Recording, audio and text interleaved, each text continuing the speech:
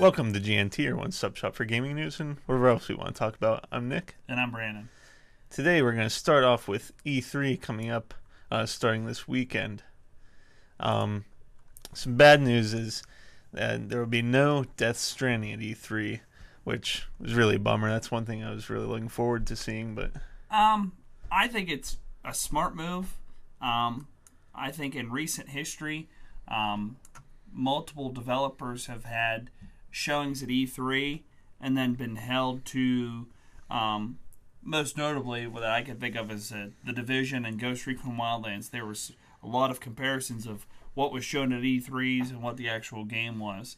And I know that things change in post,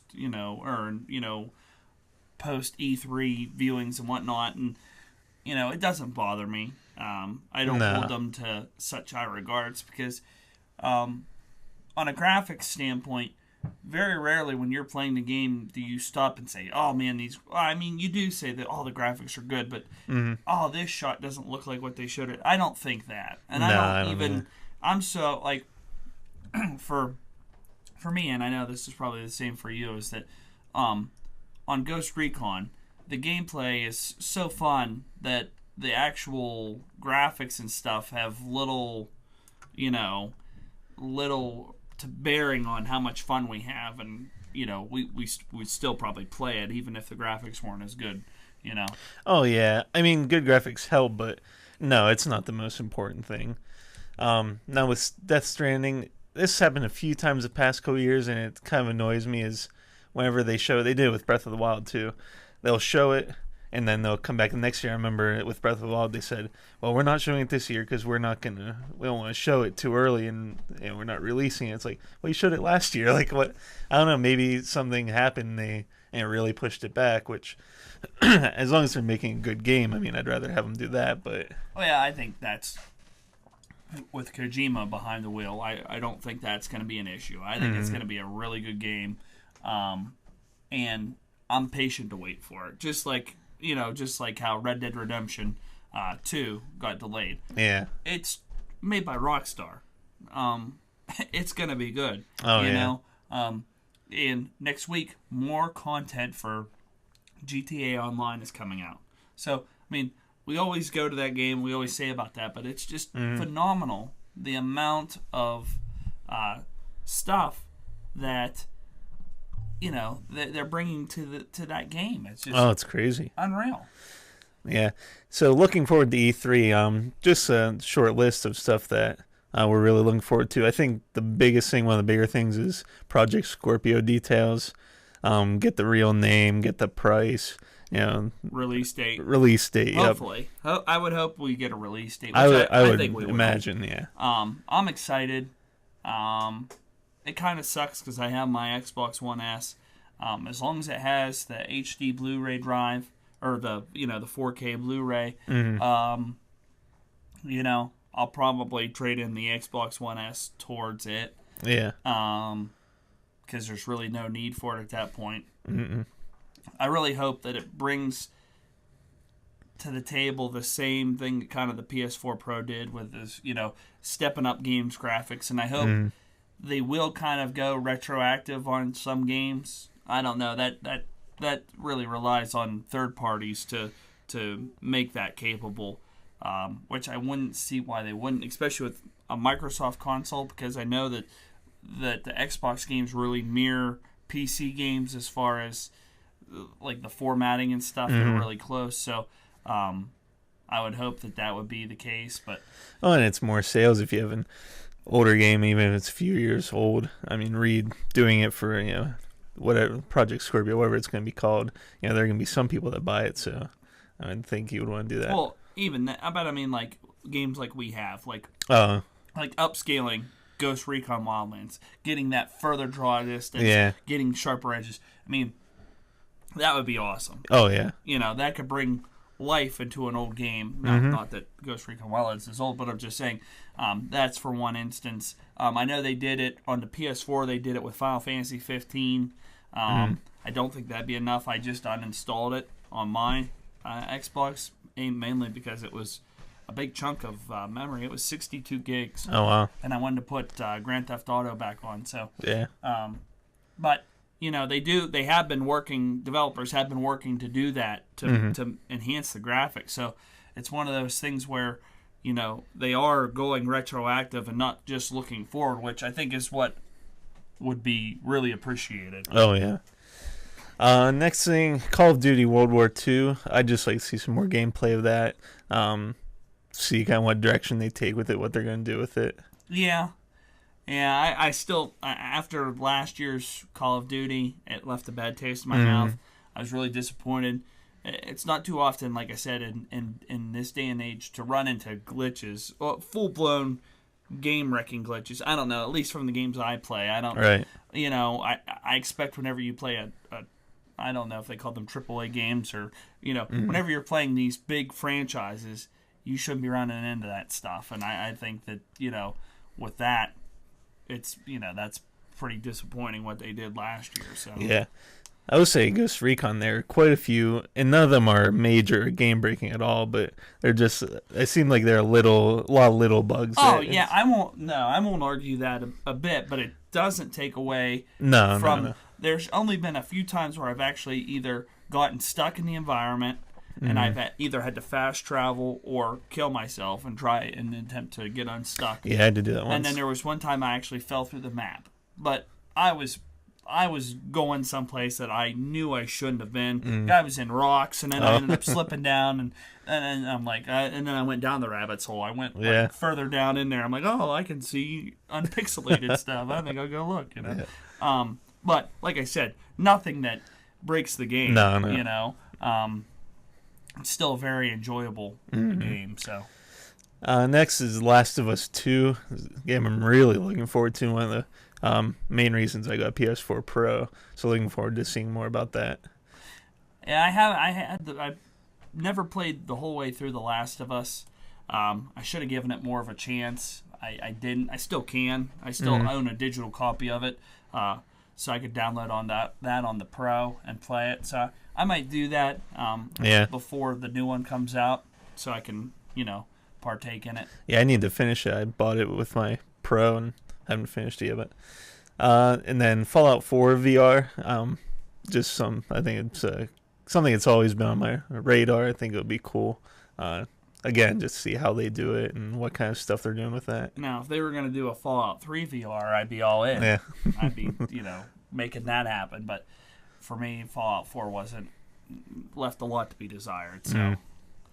Then Far Cry 5. I mean, we just had the teaser and all that stuff, so I'm sure we'll see more on that. I'd actually like to see some gameplay. Yeah. Being in the modern day, huge bonus.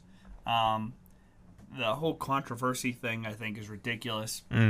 That's just like, well, I mean, we could go on and on with controversies like Lindsay Lohan suing Grand Theft or Rockstar for her portrayal in the game. Bolivia getting pissed because of their portrayal in Ghost Recon's. I mean, come on, it's fiction. It's a work of art. Get over it. Yep. I just think people like to cause drama. And unfortunately, it's just like, okay, you don't want to play that game. That's fine. You can say you don't want to play that game, but don't ruin it for other people that want to play that game and don't necessarily, like I said, Far Cry isn't known for being hugely story-driven. It's more about the freedom to take out, bases and stuff as you see fit. It's not a... So, for me, it's silly. Yep. And then Red Dead Redemption 2. Hopefully see some gameplay or something from that. Yeah, I'm really excited to see some. So I think that's going to be Game of the Year material. Yeah, for I'd imagine. Sure. And even though it's coming out early 2018, I just when Rockstar brings out a game, it's going to be good. So I just think that this one's going to hit it out of the park. Star Wars Battlefront 2. Really looking forward to hopefully we see gameplay from that. It was a game that I had very little interest in, and then they showed that they're gonna have all the eras, they're gonna have space battles, they're adding a bunch of stuff, so I'm hoping to see some of that. Yeah, we'll see. I was like the demo. Whenever they did the beta, I liked playing the beta. Then I got the real game, and I don't know. There wasn't enough there to keep me hooked. No, and that's what I'm looking for from this is have more content for the game. Yeah. State of Decay 2. I played the first one. I think we talked about this. The first one I really enjoyed. And hopefully they have multiplayer in this one. I'm not sure if that's been confirmed yet or not, but I'd imagine they would. Yeah, I think that if they really wanted to make a better sequel, to really step it up, they almost have to have that multiplayer. Yeah. And then Borderlands 3, this wasn't confirmed at all, but I don't know. We haven't heard much about it, so I'm not sure if we'll see anything this year. That would be something kind of out of left field. I think would blow a lot of people away. Oh yeah, huge Borderlands fan. Really excited to see what they're gonna do for 3. Yeah, I'd definitely like to see some gameplay content of that. Oh yeah. And then Bethesda is going to have 2 new IPs. We talked about before that they'll be unveiling, so just seeing what those are. Hopefully they don't have micromanaging settlements in them, or collecting every single item that's there. I mean, like I never had that feeling in Oblivion that I needed to collect everything. Now in Fallout 3. I was a huge hoarder. I had a shit ton of fake money, but I had it all organized, and it didn't ever seem like at any point. It just seemed like you got overburdened quick in Skyrim, and I don't know. It just once again, the last 2 like really blown away with Fallout 3 and Oblivion. Really loved those titles, and then for me, Fallout 4 and Skyrim just didn't do anything for me. So it was kind of disappointing. So yeah, that's pretty much what we're looking forward to at E3. Phil Spencer tweeted recently that the Microsoft briefing will likely run longer than the traditional 90 minutes. He said that there are games they didn't want to leave out, and this kind of gets me more excited for it because I think the one thing that they have to show a lot of is games, because they have the console coming out. Some people are excited for that. I'm really excited for it, but if they want to compete with Sony, they need to have some more games. Well, they have to have console exclusives. It's right. not going to be enough to have the games that are going to be on both consoles unless you can show a direct, here's a PlayStation 4 Pro, and then here's what we can do on the Xbox Scorpio. Look how better it looks on our console over theirs. That could be a telltale, but they need to have console exclusives that are on par with Sony, and I don't think they can do it. I mean, like Crackdown 3, that's not the same quality of game as The Last of Us. No, absolutely not. It's not the same quality of game as Horizon Zero Dawn. No, it's definitely not. And the Spider-Man game looks good for the PlayStation that's coming out. I haven't seen that, but you know what? The Spider-Man games back, I remember when the first Tobey Maguire movies came out, and they did them I really enjoyed the ones for the PS2. You don't need to make them overly complicated. You give them kind of an open area, and it's kind of like stop a robbery or stop this. And I didn't even care the missions being repetitive, because you never were approaching them and the same way because of the fact that you're swinging in, and that always changed and changed the dynamics of how you were battling. So yeah, just swinging through the city and exploring the city is awesome. As long as they don't make it tied to Homecoming, which are they? Is it? I don't think so. If it isn't tied to Homecoming, I'll be good with it, because unfortunately, games that are tied to movies don't usually work out. And that's even, Star Wars. Even though it wasn't the release with a Star Wars movie, it just, I don't know. Like I said, it just didn't do it. It had a lot of the factors to be able to capture that, but it just, in the end, it didn't. So yeah, I don't know. Yep. Nintendo announced some Pokemon games, Pokemon Ultra Sun and Ultra Moon for 3DS, which I guess the Switch is getting an HD version of Sun and Moon, and then this is, I guess, a separate game, so I'm not sure what else they'll be bringing to the game other than better graphics. But so yeah, if you're looking for a new Pokemon game, it'll be coming out. Yeah, not much. I mean, not much you can really say there. No, I don't. I haven't played a new one in forever, but I think Nintendo needs to bring something better than that to get people excited about the Switch. I think the fizzle behind Zelda, I don't want to say died out, but you know, people are going to buy either the game or the console to play the game for Zelda. You either, in your instance, you bought it for the Wii U. You didn't even you didn't buy a Switch. But I mean, if they don't bring their console exclusives in rare form to the table, I just don't see how the Nintendo Switch will, do well, or I don't know. And it's crazy to me because you think about what one major gaming company, should have no trouble with exclusives is, you'd think it'd be Nintendo, but I mean, they could do what's the game this year's called with Samus?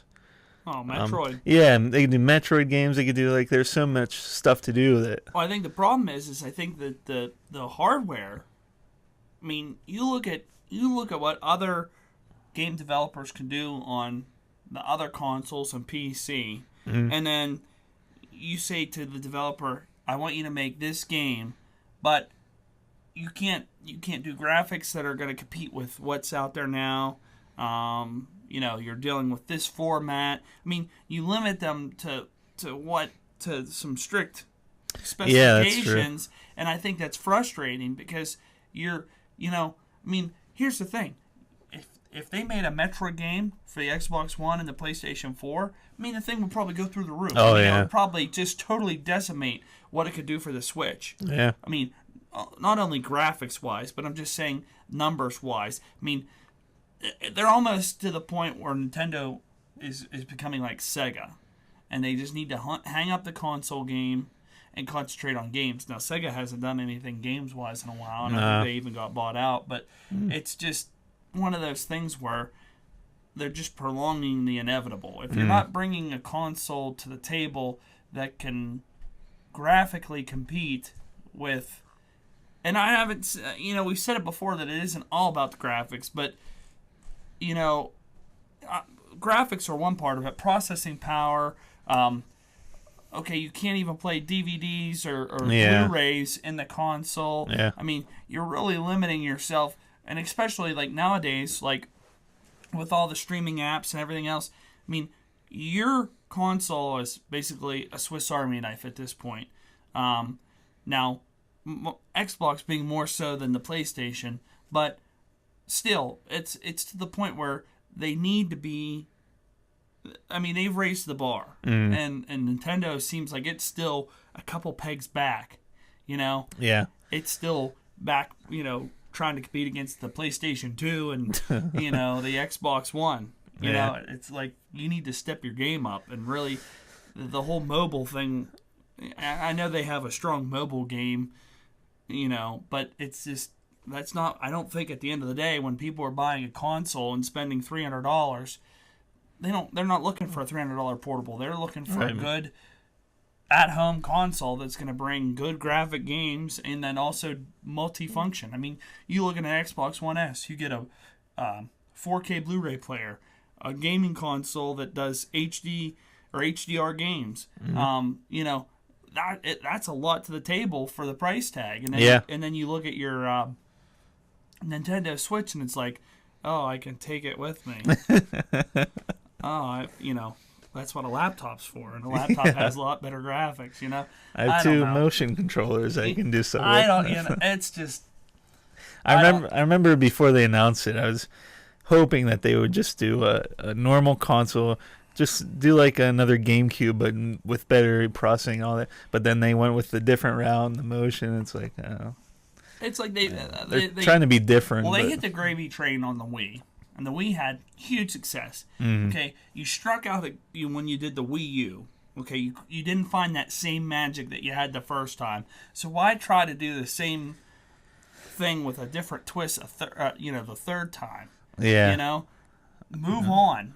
You know, come out with a VR console. Yeah. You know. Yeah. Now, granted, your price point, you couldn't bring it out for that price point, but still, it'd be novel compared to, you know, which, backtracking here, Microsoft will probably announce its VR. Oh, yeah. Because it hasn't done much with that, and with PlayStation already being a product out in the market, and they've already brought out a decent game with the controller, that Farpoint.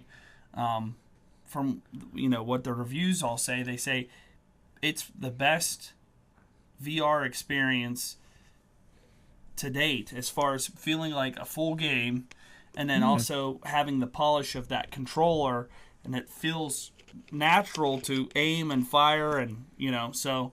Yeah. Microsoft definitely needs to step it up in that aspect. Now that we're progressing the consoles to also being VR machines, Yeah. Was there one that they talked about before that, was it just like glasses or something that you put on? Was it like HoloLens or something? Yeah, and it was something like that, but I don't think they ever showed they showed concept art, and I don't even think they showed like a real working prototype. I think it was all kind of like, this is what direction we'd like to take it, but realistically, they really need to do something as far as that goes. I remember they showed Minecraft, and it looked pretty cool because I think that was when you could play on the wall, just the screen on the wall, and then they also had like a table, and you could see the Minecraft world. And that's right. It looks pretty cool. Yeah, that concept. Yeah, well, they need to do something as far as that goes too. Yeah. So. Yep. Then Universal was in the midst of creating their own cinematic universe with the Dark Universe.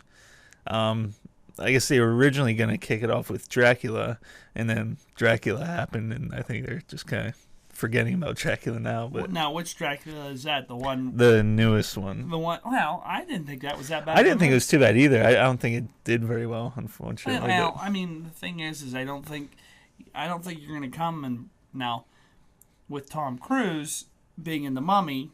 I think you are going to have maybe a slightly better draw than you did with Dracula. But overall, as far as the movie goes, I thought Dracula the movie looked like, after watching it, I think it felt better than what the previews of The Mummy look. And from what I've read, The Mummy doesn't do much as far as progressing a real good story. It's really action packed, and I guess it really goes at a breakneck speed to the point where you really don't get that connection to the characters or their plight or anything. It's just balls to the wall, and not that that's a bad thing. I like those kind of movies. Yeah, so, I do too. I mean, chances are it might not do good in the box office, but I'll like the movie. I mean, Tom Cruise, for me, rarely does a bad movie. I can't think of a Tom Cruise movie where I thought, I don't like that. I didn't watch The Last Samurai.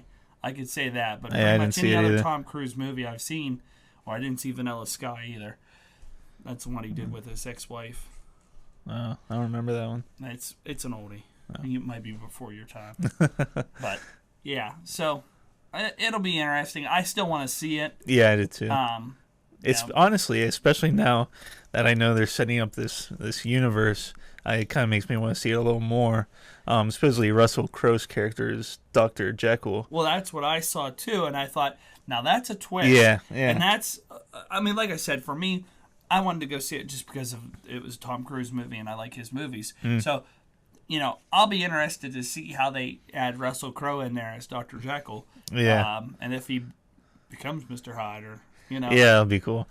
And I guess he leads this mysterious organization called Prodigium, and it's supposed to be the one thing that ties all these movies together, supposedly. Then we'll have the next movie is Bride of Frankenstein, which isn't until 2019, which I've never seen any, like the original Bride of Frankenstein or anything. Well, I would think that you'd bring the first Frankenstein before I would think that too, but who knows? And then we have Frankenstein, and this isn't in the order. I don't know what the order is, but in Javier Bardem is going to play Frankenstein. He was the guy from Skyfall that had the main villain who kind of the messed up face. Wow.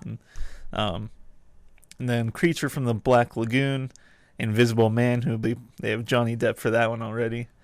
Phantom of the Opera, and then The Hunchback of Notre Dame are all the movies that they've lined up, I guess, right now to be in this universe. So. Well, you know what it kind of reminds me of?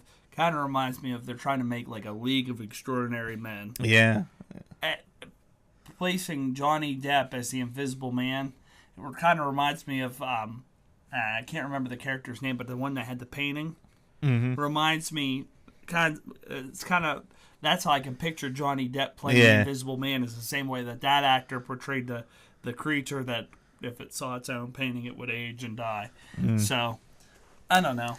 Yeah, we'll see. Yeah, we can't. It's definitely too early to judge. We'll have to see at least a few of the movies to see if they can bring it together, and if they will make all of them.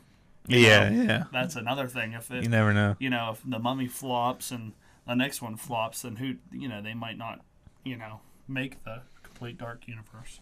Yeah. I mean, I hope they do well because I'd like to see what they do with it, but like you said, you never know. And then we saw Wonder Woman last week. In D-Box. Yeah, we moved like Wonder Woman. We did. It was quite delightful. Yeah. Overall, and I thought first the way we would do this is maybe do like a no spoiler thing first, and then we're full on spoilers. Full on from the start. Yeah. Okay, spoiler alert. Yeah, we're not holding back. Overall, I enjoyed it. I definitely think it was up there as one of the better DC films of like from Man of Steel on. I'll go further than that.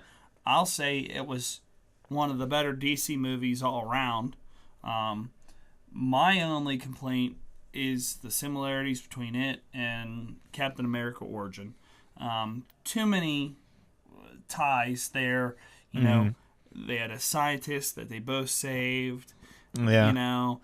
Both set back in the old, and they both lost a love, and they both had to stop an aircraft from causing mass destruction. Yeah. The similarities were too close, and I don't think. Now, it didn't take away. Like I said, I liked the movie. I thought it was a good movie, and it didn't take away from it. But it just once again kind of felt like they were riding Marvel's coattails, and the movie really could have stood on its own without those correlations. I mean, at some point, somebody had to have said, "Wait a minute, don't you think this is a little similar to this?" I just can't think that they thought that was so original and so. I mean, yeah, there were some big differences, but. At the end of the day, I just, like I said, whenever you're trying to compete, whenever you're trying to set up the Justice League movies to take on the Avenger movies, I mean, you can't have that.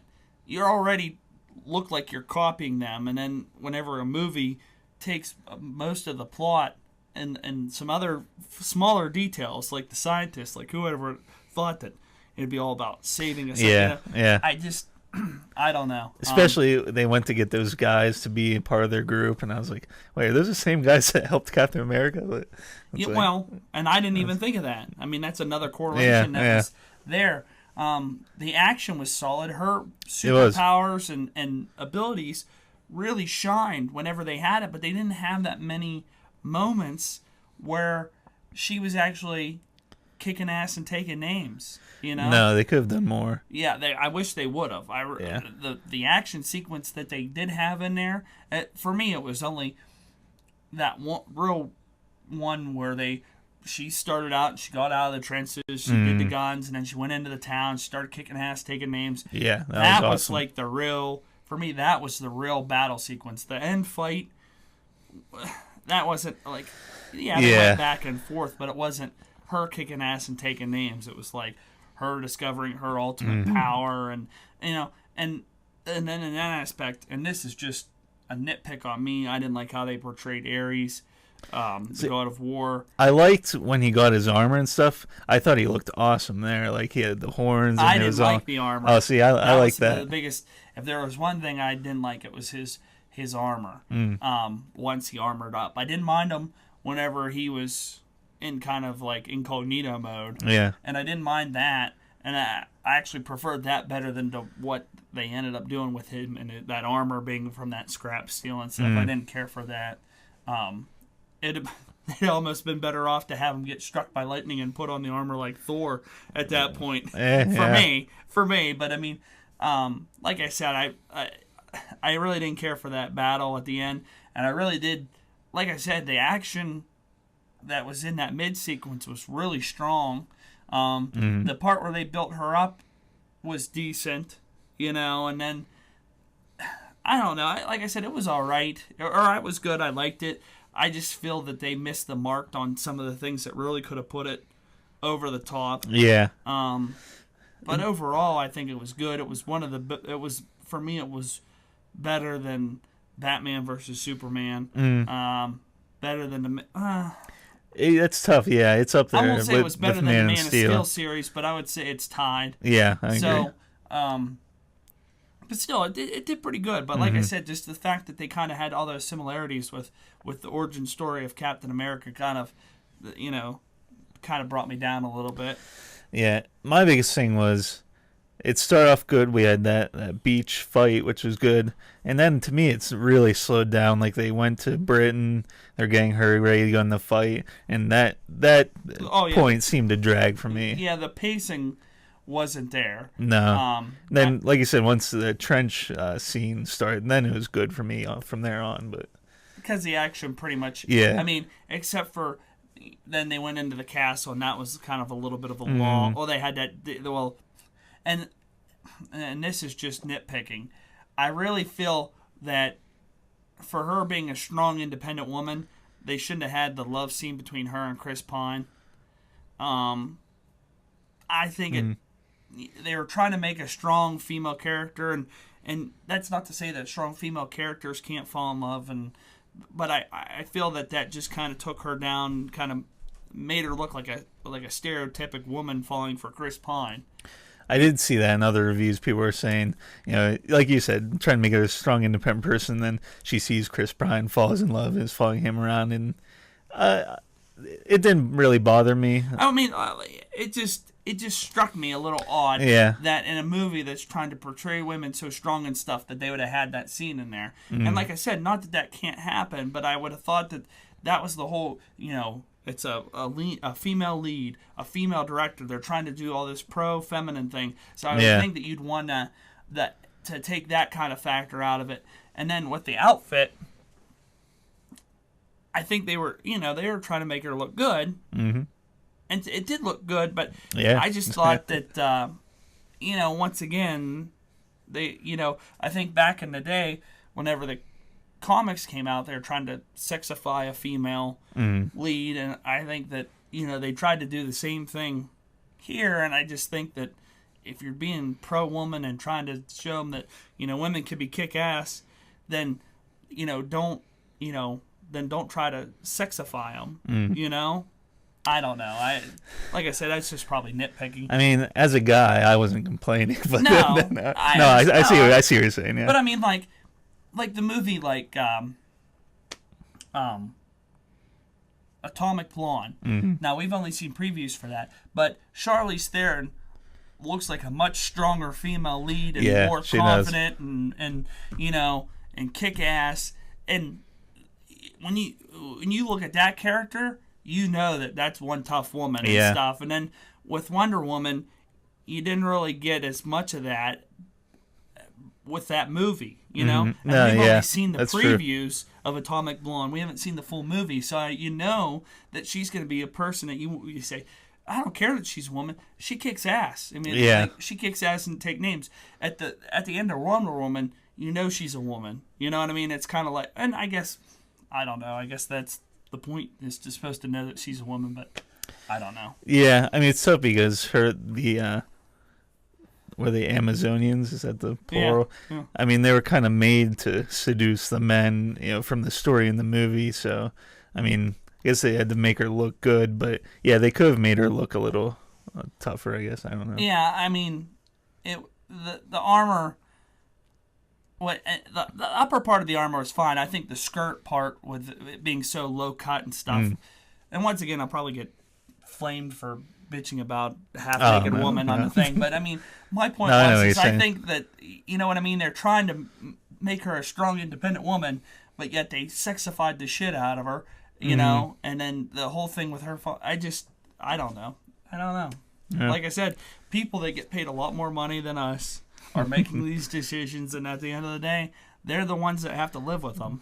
But I mean, the good news is the director was a woman, so I mean, if it were a guy director and they made her look like that, then and I do think that, and I don't want to get into it too much because they had that woman's only screening, and they said, "Oh, we don't think that's sexist." Well, it is sexist when you alienate the males, and I think the problem is you had that, and then that kind of furthers my argument about, okay, you're going to have this woman-only screening, you know, to show you that tough female, but they did all those things to kind of make her not be the tough female that you think she is, or she's supposed to be, you know? Like I said, you look at Atomic Blonde, and she's, you know, she does dress provocative, but at the same time, she seemed a lot more tougher, and I know we're probably comparing apple to oranges, but you know, at the end of it, it's still two female leads that are supposed to be portraying a tough female. And I think Charlize Theron in Atomic Blonde is doing that a lot better than Gal Gadot